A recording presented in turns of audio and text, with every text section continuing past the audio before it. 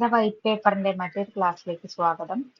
ഇന്ന് നമ്മൾ എടുക്കാൻ പോകുന്നത് സോഷ്യലിസം ആണ്. കഴിഞ്ഞ ക്ലാസ്സിൽ നമ്മൾ എന്തായിരുന്നു പഠിച്ചത്? എക്കണോമിക് സിസ്റ്റംസിൽ വരുന്ന ക്യാപിറ്റലിസം പഠിച്ചല്ലേ. ഇനി അടുത്തതാണ് സോഷ്യലിസം. എന്താണ് സോഷ്യലിസം? അതേപോലെ തന്നെ സോഷ്യലിസത്തിന്റെ ഫീച്ചേഴ്സ് എന്തൊക്കെയാണ്, അതിന്റെ മെറിറ്റ്സ് എന്തൊക്കെയാണ് എന്നുള്ള കാര്യങ്ങളൊക്കെ നമ്മൾ പഠിക്കും. അതിന്റെ കൂടെ തന്നെ കോപ്പറേഷനുമായിട്ട് സോഷ്യലിസം എന്തോരം സിമിലാരിറ്റീസ് ഉണ്ട്, അല്ലെങ്കിൽ എത്ര ഡിഫറൻസ് വന്നിട്ടുണ്ട് എന്നുള്ള കാര്യങ്ങളൊക്കെ ഈ ക്ലാസ്സിൽ ഇന്ന് നമുക്ക് നോക്കാം.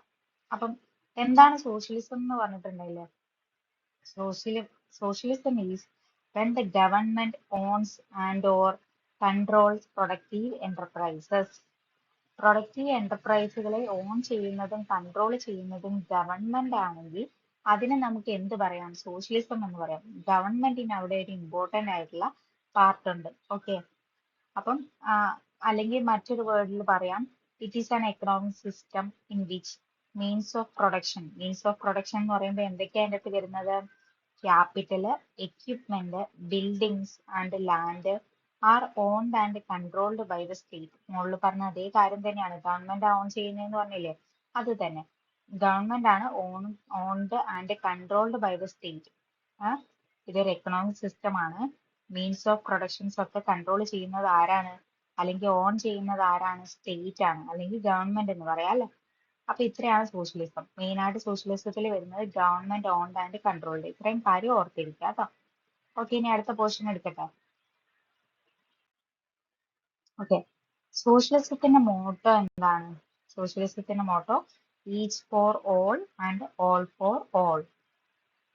ഓക്കെ, ഓരോരുത്തരും എല്ലാവർക്കും, എല്ലാവരും എല്ലാവർക്കും. ഓക്കെ, ഈ മോട്ടോ ഓർത്തിരിക്കുക കേട്ടോ. ഇനി അടുത്ത നമ്മൾ പറയുന്നത് സോഷ്യലിസ്റ്റുമാരെ കുറിച്ചാണ്. എത്ര തരം സോഷ്യലിസ്റ്റുമാർ ഇവിടെ ഉണ്ടെന്ന് നോക്കാം. അപ്പം Martian or scientific socialism, state socialism, guild socialism, evolutionary and revolutionary socialism. ഇത്രയാണ് സോഷ്യലിസത്തിൽ വരുന്നത്. അപ്പം scientific socialism, state socialism, guild socialism, evolutionary and revolutionary socialism. ഇത്രയാണ് കേട്ടോ വരുന്നത്. അടുത്തത് കാൾ മാർക്സ് എന്താണ് പറഞ്ഞിരിക്കുന്നത് നോക്കാം. കാൾ മാർക്സിന്റെ ഒരു കോട്ടാണ് ഇവിടെ തന്നിരിക്കുന്നത് കേട്ടോ. Society can be reformed only by the destruction of private property. എന്ന് പറഞ്ഞാൽ എന്താ? പ്രൈവറ്റ് പ്രോപ്പർട്ടി ഡിസ്ട്രക്ട് ചെയ്യുന്നതോടുകൂടിയാണ് ഒരു സൊസൈറ്റിനെ റീഫോം ചെയ്യാൻ സാധിക്കുള്ളൂ എന്നാണ് കാൾ മാർക്സ് പറഞ്ഞത്. കാൾ മാർക്സിന്റെ ഇത് ഇമ്പോർട്ടന്റ് ആണ്, ചിലപ്പോൾ ക്വസ്റ്റ്യൻ വരാം. Society can be reformed only by the destruction of private property. അതേപോലെ തന്നെ കാൾ മാർക്സിന്റെ ഒരു ബുക്ക് ഉണ്ട്, ദാസ് ക്യാപിറ്റൽ. ഈ ദാസ് ക്യാപിറ്റൽ ഇമ്പോർട്ടന്റ് ആണ്. ദാസ് ക്യാപിറ്റൽ എഴുതിയത് ആരാണ് എന്നൊക്കെ ചോദിക്കാം. അപ്പൊ ആരാണ്? Karl Marx. അടുത്തത് ലെനിന്റെ ഒരു കോട്ട് നോക്കാം. ലെനിൻ എന്താണ് പറഞ്ഞിരിക്കുന്നത് നോക്കാം. Mere growth of cooperation is identical with socialism. സോഷ്യലിസമായിട്ട് ഏറ്റവും അടുത്ത് നിൽക്കുന്നത് ഏതാണ്? കോപ്പറേഷൻ ആണ് അല്ലെ. കോപ്പറേഷന്റെ ഗ്രോത്ത് എന്തിലേക്ക് കാരണമാവും? സോഷ്യലിസത്തിന് കാരണമാവും. ഇനി അടുത്തത് ഏണസ്റ്റ് പിസൺ. ഏണസ്റ്റ് പിസന്റെ ഒരു കോട്ട് നോക്കാം. Cooperation is socialism by nature. Cooperation എന്ന് പറയുന്നത് സോഷ്യലിസം പോലെ തന്നെയാണെന്നാണ് ഏണസ്റ്റ് പിസൺ പറയുന്നത്. അപ്പം ഓരോരുത്തർ എന്ത് പറഞ്ഞു എന്നുള്ളത് ഇമ്പോർട്ടന്റ് ആണ് കേട്ടോ. കാൾ മാർക്സ് എന്താ പറഞ്ഞാൽ, പ്രൈവറ്റ് പ്രോപ്പർട്ടി നശിപ്പിക്കുന്നതോടുകൂടിയേ സൊസൈറ്റീനെ നമുക്ക് എന്ത് ചെയ്യാൻ പറ്റുള്ളൂ? റീഫോം ചെയ്യാൻ പറ്റുള്ളൂ. പിന്നെ അടുത്തത് mere growth of cooperation is identical with socialism എന്നുള്ളതാണ് ലെനിൻ പറഞ്ഞത് കേട്ടോ. അപ്പൊ ഇവിടെ മിയർ ഗ്രോത്ത് എന്നൊക്കെ കാണുവാണെങ്കിൽ ആരെ കൊടുക്കണം? ലെനിനെ കൊടുക്കാം. ഏണസ്റ്റ് പിസൺ പറഞ്ഞതോ cooperation is socialism by nature. Nature എന്നൊക്കെ കാണുമ്പം സോഷ്യലിസം ബൈ നേച്ചർ എന്നൊക്കെ കണ്ടിട്ടുണ്ട്, ആരെ കൊടുക്കുക? ഏണസ്റ്റ് പിസനെ കൊടുക്കുക കേട്ടോ. ഏണസ്റ്റ് പിസൺ. അടുത്ത നമുക്ക് എന്താന്ന് നോക്കാം. Features of socialist economy. Okay, എന്തൊക്കെയാണ് ഫീച്ചേഴ്സ് നോക്കാം സോഷ്യലിസ്റ്റ് എക്കണോമിയുടെ.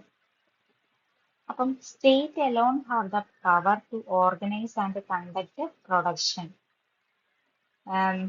എന്താ പറഞ്ഞേക്കുന്നത്? ഓർഗനൈസ് ചെയ്യാനും പ്രൊഡക്ഷൻ കണ്ടക്ട് ചെയ്യാനൊക്കെ ഉള്ള പവർ ആരുടെ കയ്യിലാണ്? സ്റ്റേറ്റിന്റെ കയ്യിൽ അല്ലെ.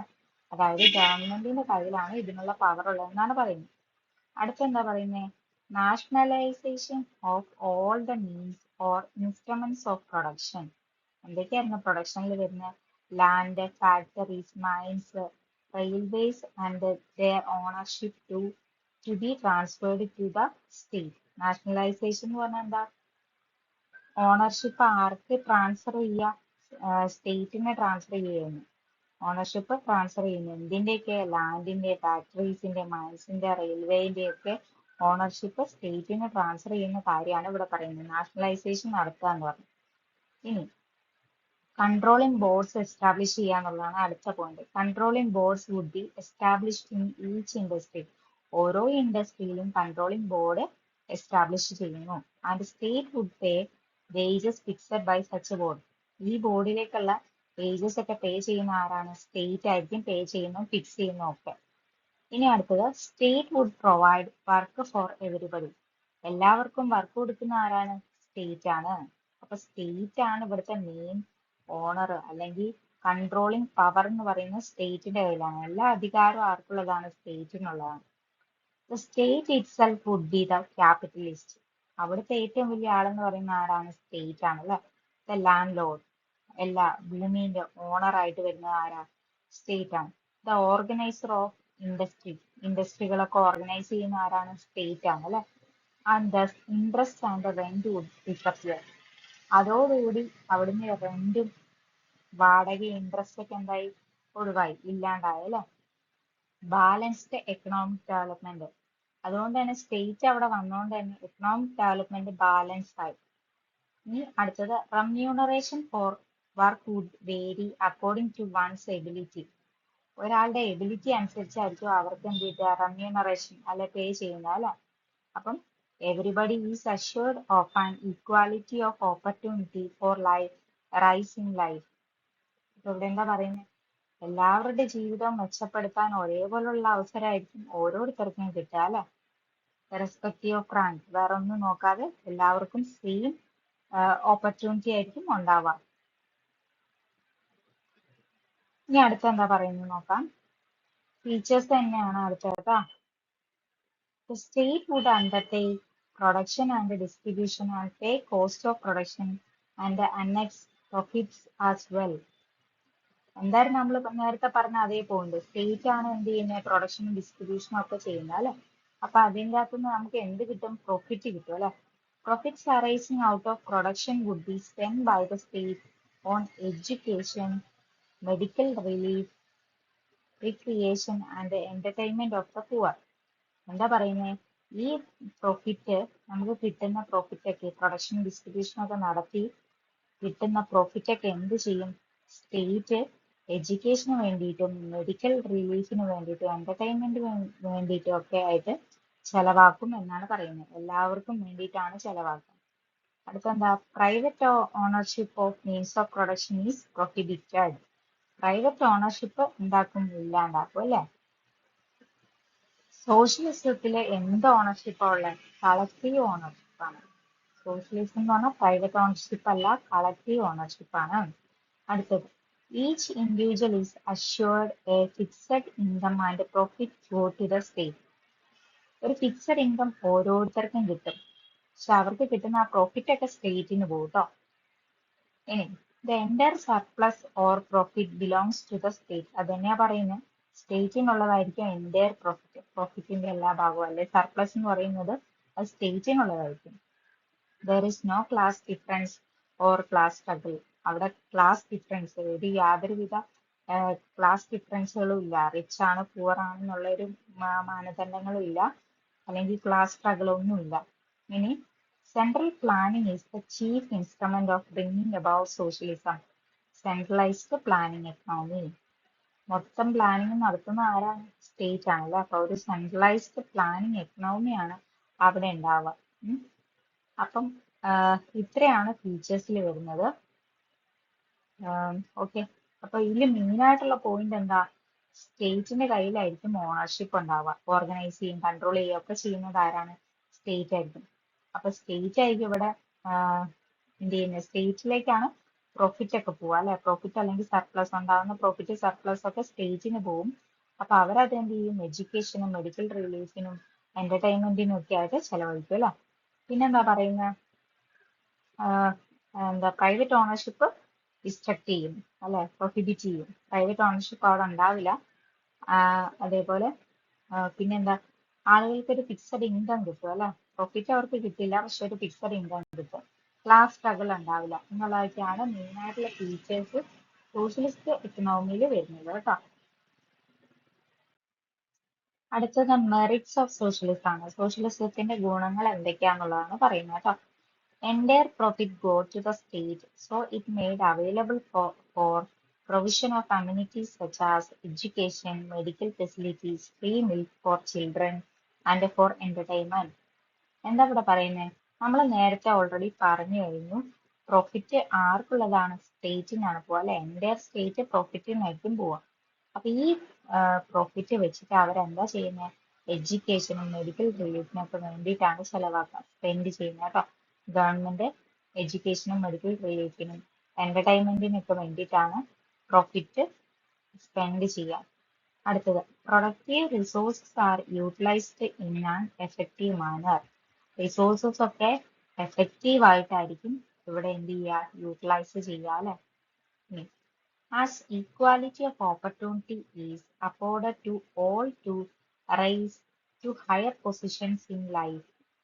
എല്ലാവർക്കും ഈക്വൽ ആയിട്ടുള്ള അവസരങ്ങളായിരിക്കും കൊടുക്കുക ജീവിതത്തിൽ ഉന്നതങ്ങളിൽ എത്താൻ വേണ്ടിയിട്ട്. ഈക്വൽ ആയിട്ടുള്ള അവസരങ്ങളായിരിക്കും ഉണ്ടായിരിക്കുക. Considerable uplift of the masses is brought under A socialistic state. അപ്പൊ അവിടെ എന്താ പറയുന്നത്? എല്ലാവർക്കും ഒരു ഉയർച്ച ഉണ്ടാവും. സോഷ്യലിസ്റ്റിക് എക്കണോമിയില് സ്റ്റേറ്റിൽ എന്തുണ്ടാവും? ഒരു അപ്ലിഫ്റ്റ്മെന്റ് ഉണ്ടാവും എന്നാണ് പറയുന്നത്. Jobs neglected by people would be given to machinery, and they would be free to pursue higher aims in life. എന്താ പറയുന്നത്? ഇപ്പം ആളുകൾക്ക് ജോലി വേണ്ടാന്ന് വിചാരിക്കുക. ജോലി വേണ്ടാത്ത സ്ഥലങ്ങളിലൊക്കെ മെഷീൻ വെക്കും അല്ലെ. ഗിവൺ ടു മെഷീനറി, മെഷീനറികൾക്ക് കൊടുക്കുക ആ ജോലി. എന്നിട്ട് എന്ത് ചെയ്യും? അവർക്ക് അവരുടെ അംബിഷൻസ്, ആ ആളുകൾക്ക് അവരുടെ അംബിഷൻസ് അല്ലെങ്കിൽ എന്താണോ അവരുടെ എയിം, അതിനു വേണ്ടിയിട്ട് പർസ്യൂ ചെയ്യുക അല്ലെ, മുമ്പോട്ട് നീങ്ങാം എന്നാണ് ഇവിടെ പറയുന്നത്. Free to pursue higher aims in life എന്നാ പറയുന്നത്. അപ്പൊ മെറിറ്റ്സിൽ പ്രോഫിറ്റ് എങ്ങനെ യൂട്ടിലൈസ് ചെയ്യുന്നു, അല്ലെങ്കിൽ റിസോഴ്സസ് എഫക്റ്റീവ് ആയിട്ട് യൂട്ടിലൈസ് ചെയ്യുന്നു, പിന്നെ എല്ലാവർക്കും ഈക്വൽ ആയിട്ടുള്ള ഓപ്പർച്യൂണിറ്റി ആണ്. പിന്നെ ഇവിടെ എന്താ പറയുന്ന, ആളുകൾക്ക് അവർക്ക് ഇഷ്ടമുള്ളതുപോലെ ചെയ്യാം, അവരുടെ ജീവിതത്തിലെ ലക്ഷ്യത്തിന്റെ പുറകെ പോകാം എന്നാണ് പറയുന്നത്. ഇത്രയും കാര്യങ്ങളാണ് സോഷ്യലിസത്തിൽ വരുന്നത്. അടുത്തത് similarities between cooperation and socialism. എന്തൊക്കെയാണ് സിമിലാരിറ്റീസ് ഉള്ളതെന്ന് നോക്കാം. Both aims at abolition of class struggle. Class struggle ഉണ്ടാവില്ല എന്ന് പറയുന്നു. അത് ഞാൻ ഓൾറെഡി പറഞ്ഞിരുന്നു, മറ്റേ ഫീച്ചേഴ്സിലായിരിക്കും പറഞ്ഞത്. Aims at abolition of class struggle ആണ് ഒന്നാമത്തെ പോയിന്റ്. രണ്ട്, ബോത്ത് മെയിൻറ്റെയിൻ എക്കണോമിക് ഈക്വാലിറ്റി. എല്ലാവരും തമ്മിലൊരു എക്കണോമിക് ഈക്വാലിറ്റി ഉണ്ടാവും, മെയിൻറ്റെയിൻ ചെയ്യുന്നുള്ളതാണ് കോപ്പറേഷനും സോഷ്യലിസവും തമ്മിലുള്ള രണ്ടാമത്തെ similarity. Both forms actions are directed towards the elimination of competitive forces. എന്താ പറയുന്നത്? അവിടെ ഒരു കോമ്പറ്റീഷൻ ഉണ്ടാവില്ല, അതിനു വേണ്ടിയിട്ട് എലിമിനേറ്റ് ചെയ്യാൻ വേണ്ടിയിട്ടുള്ള ആക്ഷൻസ് ഒക്കെ എടുക്കും എന്നുള്ളതാണ് കോപ്പറേഷനും സോഷ്യലിസവും തമ്മിലുള്ള മറ്റൊരു സിമിലാരിറ്റി. രണ്ടുപേരും ഒരേപോലെയാണ് അല്ലെ. എലിമിനേഷൻ ഓഫ് കോമ്പറ്റേറ്റീവ് ഫോഴ്സസിന് വേണ്ടിയിട്ട് ആക്ഷൻസ് എടുക്കുന്ന പറയുന്നത്. Both aims at promotion of social justice and progress. Social ജസ്റ്റിസും പ്രോഗ്രസ് ഒക്കെ പ്രൊമോട്ട് ചെയ്യാൻ വേണ്ടിയിട്ട് എയിം ചെയ്യുന്നു. ഇതൊക്കെ പറയുന്നത് എന്താണ്? കോപ്പറേഷനും സോഷ്യലിസവും തമ്മിലുള്ള സിമിലാരിറ്റി ആണ് കേട്ടോ. Okay. Both oppose individualism and replace it by collective ownership. അവിടെ ഒരു കളക്റ്റീവ് ഓണർഷിപ്പ് ആയിരിക്കും രണ്ടിലും ഉണ്ടാവുക. ഇൻഡിവിജ്വലിസം എന്ത് ചെയ്യുന്നു? ഇല്ലാതാക്കുന്നു അല്ലെ. ഓപ്പോസ് ഇൻഡിവിജ്വലിസം, അതിനെതിരാണ് അവിടെ. ഇൻഡിവിജ്വലിസം ഒറ്റയ്ക്കല്ല, ഒരു കളക്റ്റീവ് ഓണർഷിപ്പ് ആയിരിക്കും അവിടെ ഉണ്ടാവുക എന്നാണ് പറയുന്നത്. അടുത്ത, both emphasises on distribution of wealth. രണ്ടും എന്ത് ചെയ്യുന്നു? വെൽത്ത് ഡിസ്ട്രിബ്യൂട്ട് ചെയ്യാൻ വേണ്ടിയിട്ടാണ് എംഫസൈസ് ചെയ്യുന്നത്, എടുത്ത് കാണിക്കുന്നു എന്ന് പറയുന്നു. അടുത്ത, റെൻഡറിങ് സർവീസ് ആണ് ഇവരുടെ മറ്റൊരു ക്വാളിറ്റി. കോപ്പറേഷനും സോഷ്യലിസവും തമ്മിൽ ഉള്ളൊരു സിമിലാരിറ്റി ആണ് rendering services rather than in profit. ഇവര് പ്രോഫിറ്റ് ഏൺ ചെയ്യാന്നുള്ളതല്ല ഇവരുടെ ലക്ഷ്യം, സർവീസസ് പ്രൊവൈഡ് ചെയ്യുക എന്നുള്ളതാണ് ലക്ഷ്യം. Based on moral foundation and belief in human brotherhood. സാഹോദര്യ സ്നേഹം ഉണ്ടാകാൻ അതിൽ ബിലീവ് ചെയ്യുന്നു. അതേപോലെ തന്നെ ഒരു മോറൽ ഫൗണ്ടേഷൻ ആയിരിക്കും ഇവർ ബേസ് ചെയ്തിരിക്കുന്നത്. രണ്ടാൾക്കാരും ആരൊക്കെ? കോപ്പറേഷനും സോഷ്യലിസവും തമ്മിലുള്ള ഒരു സിമിലാരിറ്റി ആണ് ഇപ്പൊ പറഞ്ഞത്. Both the system have a common origin. രണ്ടിനും ഒരു കോമൺ ഒറിജിൻ ഉണ്ടായിരിക്കും. Try to eliminate evil effect of competition and capitalism. Capitalism eliminate ചെയ്യുകയും അതേപോലെ തന്നെ ഒരു കോമ്പറ്റീഷൻ ഉണ്ടാവില്ലേ, അതൊക്കെ എലിമിനേറ്റ് ചെയ്യുകയാണ് ഇവിടെ കോപ്പറേഷനും സോഷ്യലിസവും തമ്മിൽ ചെയ്യുന്നത്. ഓക്കെ അല്ലേ? ഇനി അടുത്തത് എന്താ നോക്കാം. ഇനി അടുത്തത് differences between socialism and cooperation. നമ്മൾ നേരത്തെ പഠിച്ച സിമിലാരിറ്റി ആയിരുന്നു കോപ്പറേഷനും സോഷ്യലിസവും തമ്മിലുള്ള. ഇവിടെ നമ്മൾ ഡിഫറൻസ് എന്തൊക്കെയാണ് ഉള്ളതെന്നാണ് നോക്കുന്നത്. സോഷ്യലിസം എന്ന് പറഞ്ഞാൽ നമ്മൾ പഠിച്ചാല് ഗവൺമെന്റ് ആണ് ഓൺഡ് ആൻഡ് കൺട്രോൾ ചെയ്യുന്നത്. അപ്പൊ ഇവിടെ അത് തന്നെയാണ് പറയുന്നത്, സിസ്റ്റം ഓഫ് ഗവൺമെന്റിന്റെ ഒരു സിസ്റ്റം ആണെന്നാണ് പറയുന്നത്. കോപ്പറേഷൻ എന്ന് പറഞ്ഞാൽ സിസ്റ്റം ഓഫ് തോട്ട് ആണെന്നാണ് പറയുന്നത്. ഇത് സോഷ്യലിസം എന്ന് പറഞ്ഞാൽ പൊളിറ്റിക്കൽ റെമഡി ആണ്. ഗവൺമെന്റിന്റെ ഇൻവോൾവ്മെന്റ് ഉള്ളത് കൊണ്ട് തന്നെ അതിനെ ഒരു പൊളിറ്റിക്കൽ റെമഡി ആയിട്ടാണ് കണക്കാക്കുന്നത്. എന്തിനെ? സോഷ്യലിസത്തിന്. അടുത്തത് കോപ്പറേഷൻ എന്ന് പറഞ്ഞാലോ അതൊരു എക്കണോമിക് റെമഡിയാണ് കേട്ടോ. പ്രാക്ടിക്കൽ എക്കണോമിക് റെമഡി എന്ന് പറയും. ഇനി സോഷ്യലിസത്തില് സ്റ്റേറ്റ് ഈസ് സുപ്രീം. ഗവൺമെന്റിനായിരിക്കും സുപ്രീം അതോറിറ്റി അല്ലേ. ഇനി കോപ്പറേഷനിൽ ഇൻഡിവിജ്വൽ ഈസ് സുപ്രീം. അടുത്ത എന്താ പറയുന്നത്? against the idea of the accumulation of capital. അവരെന്ത് ചെയ്യുന്നില്ല, ക്യാപിറ്റൽ അക്യുമുലേറ്റ് ചെയ്യുന്ന ഐഡിയക്ക് എതിരാണ് ആര്? സോഷ്യലിസത്തിൽ. കോപ്പറേഷൻ പക്ഷെ എന്ത് ചെയ്യുന്നില്ല, ഡിസ്കറേജും ചെയ്യുന്നില്ല. Does not discourage accumulation of capital. State domination നമ്മൾ ഓൾറെഡി പറഞ്ഞു, ഗവൺമെന്റ് ഡോമിനേഷൻ ആണ് പറഞ്ഞു. പക്ഷെ കോപ്പറേഷനിൽ avoid state control. State control ചെയ്യുന്നത് അവർ അവോയ്ഡ് ചെയ്യുന്നു. ഇനി സോഷ്യലിസത്തില് സ്റ്റേറ്റ് ഓണർഷിപ്പ് ആണ് ഉണ്ടാവുക. പക്ഷെ കോപ്പറേഷനിൽ പ്രൈവറ്റും ഉണ്ട് കളക്റ്റീവ് ഓണർഷിപ്പ് ഉണ്ട്, രണ്ടും ഉണ്ട് കേട്ടോ. Politics finds A top place in socialism. പക്ഷെ കോപ്പറേഷനിലെ പൊളിറ്റിക്കൽ ന്യൂട്രാലിറ്റി. കോപ്പറേഷനിൽ പൊളിറ്റിക്സ് ഇല്ല, പൊളിറ്റിക്സ് കാണാനില്ല. പക്ഷെ സോഷ്യലിസത്തില് പൊളിറ്റിക്സ് ആയിരിക്കും ടോപ്പ് പ്ലേസിൽ നിൽക്കുന്നതെന്നാണ് പറയുന്നത്. ഇനി കൺട്രോൾഡ് ബൈ ദ സ്റ്റേറ്റ്. എന്ത്? സോഷ്യലിസം കൺട്രോൾ ചെയ്യുന്നത് എന്താണ്? സ്റ്റേറ്റ് ആണ്. നമ്മൾ എപ്പോഴും പഠിക്കുന്ന സ്റ്റേറ്റ് എന്ന് കണ്ടിട്ടുണ്ട്. അപ്പൊ ആരെ കൊടുക്കുക? സോഷ്യലിസത്തിന് കൊടുക്കുക. പക്ഷെ കോപ്പറേഷനിൽ മാനേജ്ഡ് ഡെമോക്രാറ്റിക്കലായിട്ടാണ് മാനേജ് ചെയ്യുന്നത്, ജനാധിപത്യപരമായിട്ടാണ് കൊണ്ടുപോകുന്നത് അല്ലെ. Surplus goes to the state. നമ്മൾ പറഞ്ഞു പ്രോഫിറ്റ് ആർക്കാണ് പോകുന്നത്? സ്റ്റേറ്റിനാ പോകുന്നത് അല്ലെ. ഇനി കോപ്പറേഷനിലോ surplus goes to the members on the basis of patronage dividend. മെമ്പേഴ്സിനായിരിക്കും കിട്ടുക. എന്തിന്റെ ബേസിസില്? പാട്രോണേജ് ഡിവിഡൻഡിനെ അടിസ്ഥാനമാക്കിയിട്ടായിരിക്കും പ്രോഫിറ്റ് ഡിവൈഡ് ചെയ്ത് കൊടുക്കുക. Protect the welfare of the people. ആളുകളുടെ വെൽഫെയർ ആണ് എന്തിൽ നോക്കുക? സോഷ്യലിസത്തിൽ നോക്കുക. പക്ഷെ കോപ്പറേഷനിലോ സർവീസ് ആണ്, മെമ്പേഴ്സിന് സർവീസ് കൊടുക്കുക എന്നുള്ളതാണ് കോപ്പറേഷന്റെ മെയിൻ എയിം അല്ലെങ്കിൽ ഒബ്ജക്റ്റീവ് എന്ന് പറഞ്ഞിട്ടുണ്ടെങ്കിൽ. ഇനി എലമെന്റ് ഓഫ് കമ്പൾഷൻ. മെമ്പർഷിപ്പിൽ എന്താണ്? സോഷ്യലിസത്തിൽ എന്താണ്? മെമ്പർഷിപ്പ് എടുക്കാൻ വേണ്ടി ഒരു കമ്പൾഷൻ ഉണ്ട്, അവരെ നിർബന്ധിച്ചു കൊണ്ടുവരികയാണ് ചെയ്യുന്നത് സോഷ്യലിസത്തിലേക്ക്. പക്ഷെ കോപ്പറേഷനിൽ വളണ്ടറി അസോസിയേഷൻ ആണ്, അവർ സ്വമേധയാ അസോസിയേറ്റ് ചെയ്യുന്ന ഒരു കൂട്ടായ്മയാണ് അല്ലെ. സ്വമേധയാ വന്നു ചേരും ഒരു കൂട്ടായ്മേനെയാണ് നമ്മൾ കോപ്പറേഷൻ എന്ന് പറയുന്നത്. അടുത്തത് decisions are taken by central authority. Central authority ആയിരിക്കും എന്ത് ചെയ്യുന്നത്? എല്ലാ കാര്യങ്ങളും ഡിസൈഡ് ചെയ്യുന്നത് സെൻട്രൽ അതോറിറ്റി, അതായത് ആരാ? സ്റ്റേറ്റ് ആയിരിക്കും. Decisions are taken by the members ആയിരിക്കും എന്ത് ചെയ്യുന്നത്? ഡിസിഷൻസ് ഒക്കെ ടേക്ക് ചെയ്യുന്നത് എന്തില്? കോപ്പറേഷനിൽ കേട്ടോ. അടുത്തത് സോഷ്യലിസം എന്ന് പറയുന്ന ഒരു വർക്കേഴ്സിന്റെ എക്കണോമിനെയാണ് നമ്മൾ എന്ത് പറയാ? സോഷ്യലിസം എന്നുകൊണ്ട് ഉദ്ദേശിക്കുന്നത്. കോപ്പറേഷൻ എന്ന് പറഞ്ഞാലോ, കോപ്പറേഷൻ എന്ന് പറഞ്ഞാൽ member is the foundation. Members ആണ് അവിടെ main. Members is the foundation. Okay, ഇത്രയാണ് ഡിഫറൻസ് വരുന്നത്. വലിയ ബുദ്ധിമുട്ടില്ലല്ലോ. സോഷ്യലിസം എന്ന് പറഞ്ഞിട്ടുണ്ടെങ്കിൽ സ്റ്റേറ്റിന് കണ്ടിട്ടുണ്ട്, അപ്പൊ ആരെ കൊടുക്കുക? സോഷ്യലിസത്തിന് കൊടുക്കുക കേട്ടോ. ഓക്കെ, അപ്പൊ ഇത്രേ ഉള്ളൂ സോഷ്യലിസത്തിന്റെ ക്ലാസ്. അടുത്ത നമുക്ക് ഇനി എടുക്കാനുള്ള കമ്മ്യൂണിസം ആണ്. കമ്മ്യൂണിസം അടുത്ത ക്ലാസ്സിൽ പറയാം കേട്ടോ. Okay, thank you.